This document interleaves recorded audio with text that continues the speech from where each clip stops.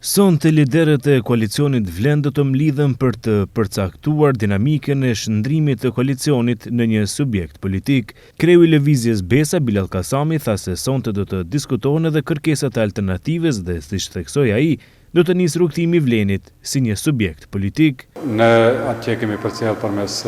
lajmeve që alternativa ashtu si edhe lëvizja Besa, LDA veçmë morën vendim për shkrirje të organeve partijake në një subjekt vetëm. Ne sot kemi takimin e radhës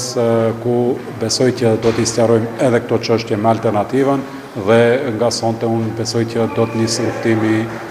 i Vlenit drejt një subjekti politik. Kasami thot se të padëgjuarit në Vlen me shumë gjasa do të jenë pjesë e rikonstruimit të qeverisë, duke aluduar në ministrin Fatmir Limani dhe zëvendës kryeministrin Arben Fetahu. Ashtu si dhe Fatmir Limani dhe shumë figura tjera, dini që ka pasur zhvillime edhe brenda aleancës, pra edhe figura tjera ndoshta mund të jenë planin e rikonstruimit, por ajo që është më me rëndësi, fokus jonë tani më është tek Vlen dhe sigurisht që deri në riformatimin e qeverisë Vleni do të jetë më i konsoliduar dhe do të jetë më i gatshëm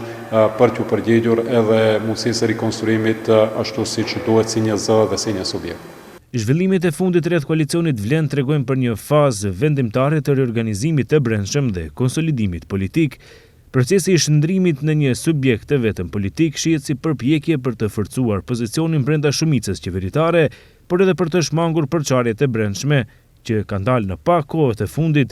Në prag të rikonstruimit të paralajmëruar të qeverisë mbetet të shihet nëse Vlen do të arrijë të dalë më unifikuar dhe me një qendrim të përbashkët politik, apo nëse dallimet e brendshme do të ndikojnë në rolin e tij në skenën politike.